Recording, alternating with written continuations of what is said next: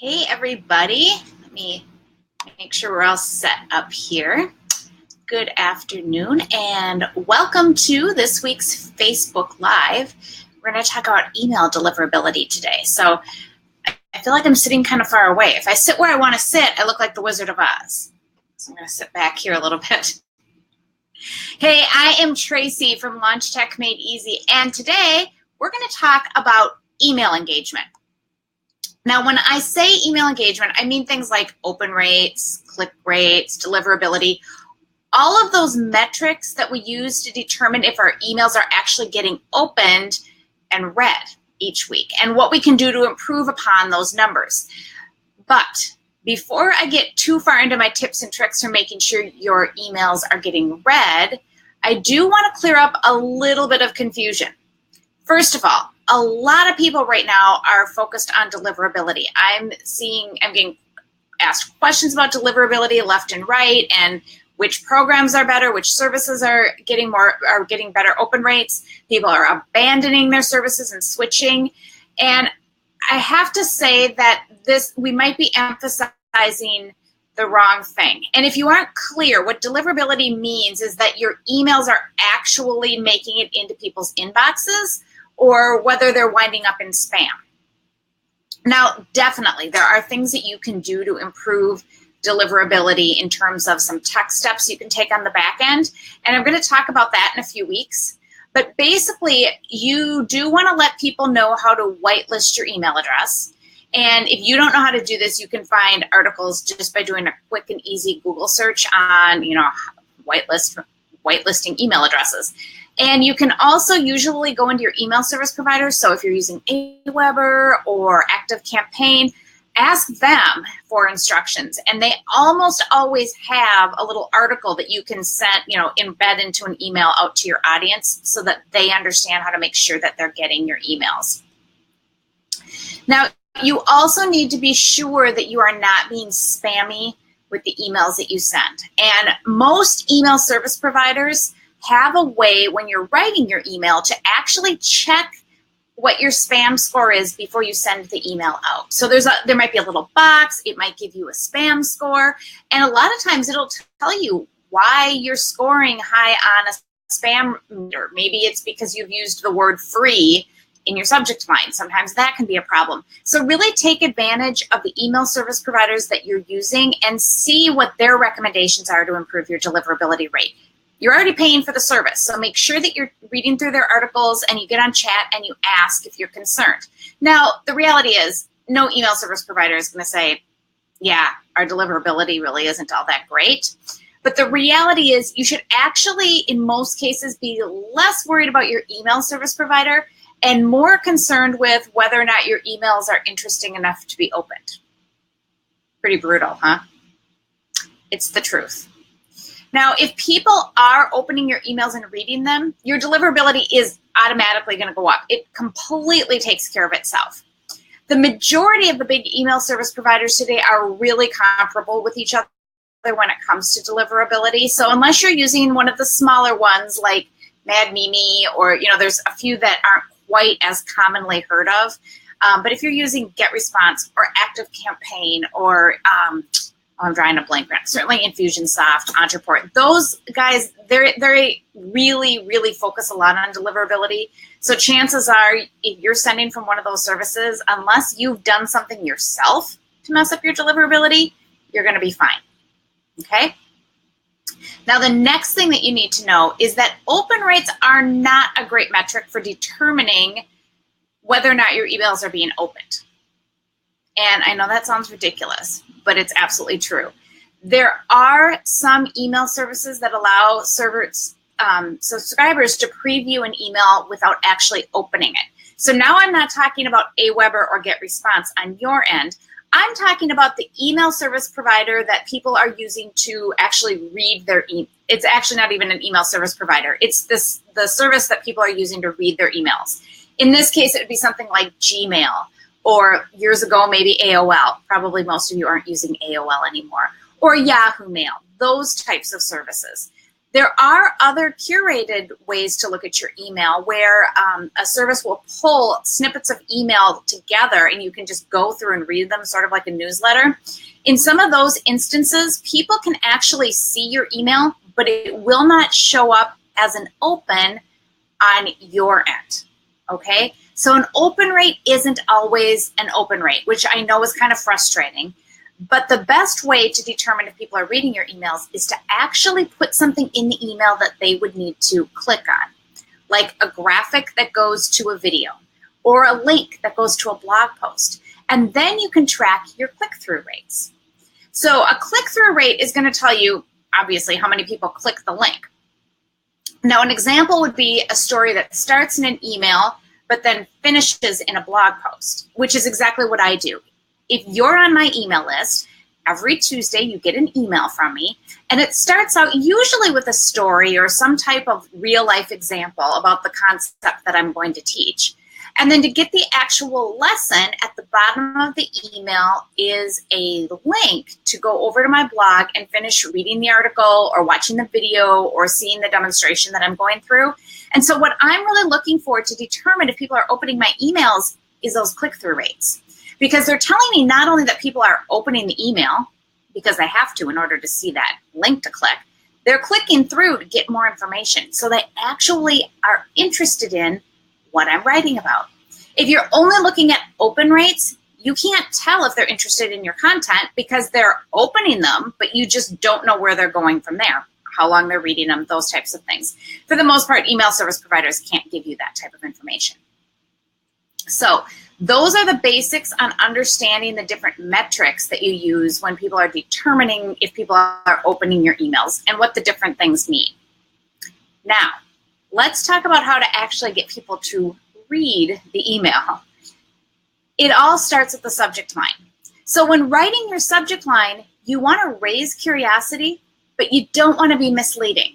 And the easiest way to do this, the easiest way to write a really great subject line is to ask yourself, would I open this email if it came into my inbox based on the subject line? This is a super simple test, and yet most people just don't even think about that. So if the subject line is not interesting enough to compel you to open the email, it's probably not going to be interesting enough to get your reader to open the email. And you don't want to be misleading about this. Just a few days ago, I happened to get an email in my inbox that said, the subject line read, "I just made a huge mistake." Well, I happened at that time to be writing a blog post about mistakes. And so I clicked on the email to open it and see what she said, because not only was it really a compelling subject line, of course I wanted to know what her mistake was, but it also was something that I could likely have used in the research that I was doing for my blog post that I was writing about. It was about mistakes and perfectionism, and I thought that might be some good research for me. But then when I opened the email actually said something like, "Oh, I just made a huge mistake. I decided to give away my very best content to anyone who clicks the link below in the next 6 hours," or something like that. I don't remember exactly what it said. Now, to me, that's spammy. And I don't even remember who the email was from, because to be quite honest, I didn't click the link. The whole thing just felt really dishonest to me. Now, if she had said instead in her subject line, "Oh my gosh, I just decided to do something so generous. I've never done this before," that would have been different, because that would have really said what she was doing rather than feeling like it was tricking us to click a link just to improve her open rates, okay? I probably would have clicked to see why she was being generous in the same way that I clicked to see what her big mistake was, but I maybe would have even followed it through to the end to find out, what is this really cool thing she's giving away. Now, here's the other thing about click-through and open rates and just metrics in general. These are all just numbers we use to judge ourselves. They don't actually mean anything. Now, if you're a virtual assistant or you have a client who is really tracking these numbers, sure, the numbers are a little more important because they kind of justify what it is that you're doing. They're a way to score the different things that you're trying. But the reality is, no one wins a prize for the highest click-through rate at the end of the day. Instead, These are simply numbers that let us determine how we're doing when we're writing our copy, etc. So trying to game the system just to get people to click through to your blog doesn't actually do anything for you if what that results in is then people getting frustrated with you or feeling cheated, because then they're more likely to unsubscribe, and they probably are never going to buy from you if they feel like you've tricked them or misled them in some way. Okay, so that's the subject line. I kind of got off topic a little bit there. Now, the other thing people ask me quite often is what types of emails get opened the most? And I really believe that this depends on your audience. So if you're in a business where your subscribers really value graphics and images, then by all means, go ahead with the newsletter type of email and all the pictures and the columns and the different articles. Go for it. But if, however, your content is more text-based, or you prefer, like I do, that your email leads to a bigger blog post, that's fine too. It used to be that we thought that when there was a lot of graphics or there were a lot of different images and things in a newsletter, that it was less likely to actually get delivered. It was more likely to be marked as spam. And so for a long time, people moved away from that and they started going to text emails only with links. Still HTML emails, but they just had text with some links in them. Recently, I have heard that this year in particular, people are looking for more personalization in the things that they read. And so there's been some experimentation going on with putting the images back into the emails. So if that's something that you aren't entirely sure what your audience prefers, feel free to experiment, see what they open more. I'm always switching things up. Sometimes I have a video in my email. Sometimes it's just a straight text email. And sometimes it has an image. I play around with it and I see what gets opened and what gets clicked on and what doesn't. Now, like I said, every email is going to be a little bit different. And the other thing to keep in mind is that there are some people who have on their end set up their email so that it does not load graphics. Okay, in Gmail in particular, this is something that you can do. You can set a setting in your settings that says don't load graphics. If your subscriber, client, customer, whatever it is, has that on their email, they will not see the graphics that you are creating. So you absolutely need to keep that in mind, because the email that they get is going to look vastly different than the email that you created. You don't want your really important information to be in a graphic if the graphic isn't even going to be shown to them. Okay, so keep that in mind when you're designing your emails. Next, if you really want people to read your emails, they should actually be fairly short, because no one has time for a long email. And the last thing you want them to do, as I've talked to many times about with blogs and freebies and all different things, the last thing you want people to do is to open something you've sent out and to say, oof, don't have time for this right now, I'll get to it later. Because the reality is they usually don't get to it later. So save your really in-depth content for articles, blog posts, and freebies. Along those same lines, people are skimmers, and this comes to reading email as well. People's eye on an email as they read.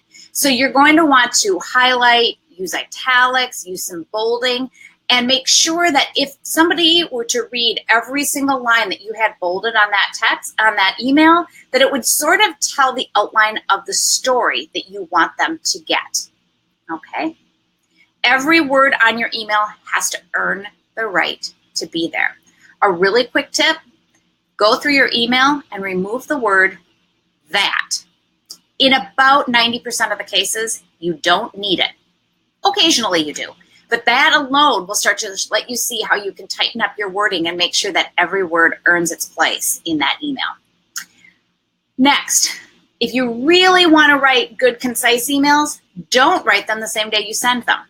Give it a few days. When you go back through, you're probably going to find at least a few words here and there that you didn't need. And in some cases, I've found that I can take out whole paragraphs or even ideas that just kind of muddy the waters. So to tighten everything up, I usually give my emails a good 2 or 3 days to marinate. If I'm really on top of my game, I'll give them a whole week. And then I go back in and I edit them down, and they usually decrease by about a third. So that will save you your readers time, and it will save you the panic of wondering, is your email as tight as it can be? And finally, write your emails the same way that you talk to people. Don't try to sound smart. Don't use words you wouldn't use in normal conversation. Don't try to impress somebody. Be entertaining if you want to. Be lighthearted if that's your thing, but keep it simple, because you want it to seem like every single email you send out is to one person. You want the reader of that email to think that you are writing it just for them, the same way you'd write it to your best friend. So there's a good test for you. Is this the way you would talk to a good friend of yours or your sister? If it's not, if you're using words that need explanation and it just sounds stiff, then go ahead and edit it back down to pretend like you're talking to someone that you know really well. Watch your language, because it's really, really easy, and I don't mean bad language, but it's very easy to slip bulk email words in. I cannot believe I just did that. I don't ever do this. This drives me crazy. Sorry. But make sure you don't slip words in that indicate that you are sending an email out to a bunch of people. So instead of saying none of you, just say you. Or I've talked to many of you. Again, people have mentioned to me. Don't make it sound like it's a great big group that you're sending the email out to. This is very subtle, and it takes a while to start to pick up on those nuances. So again, if it helps, put a picture up of a person that you really want this email to be going to, and make sure you're wording it just for that person. Finally, don't forget that each email should have a purpose and a single call to action. Now, often that action is going to be to click a link, but sometimes it might be to take a survey, or you might say, could you reply to this email and let me know what you think? Don't be afraid to ask questions at the end of an email and then ask them to reply with their answers. It lets them know that you care and that you're interested in their opinions. And on your end, it's a great way to collect information from the people who follow you. Here's the thing. A well-written email is the gateway to your content. In most cases, it's where people are going to have their first introduction to you. It's what you teach and what you represent. So make it count. Don't think of an email as the means to a sale or a click to a blog post, but instead think of it as a standalone piece of free content that's going to engage your subscriber and make them really want to develop a closer relationship with you. So I'm curious, what are your best tips for increasing engagement with your emails? What tricks do you use to make sure your email is read-worthy or open-worthy? I'd love to hear about it in the comments area below the video. That's all I have for this week. So if you'd like to get in contact with me, as always, you can put a comment in below the video, or you can reach out to me at tracy@launchtechmadeeasy.com, whatever your tech challenge may be, and I'll be sure to help you out. Bye-bye.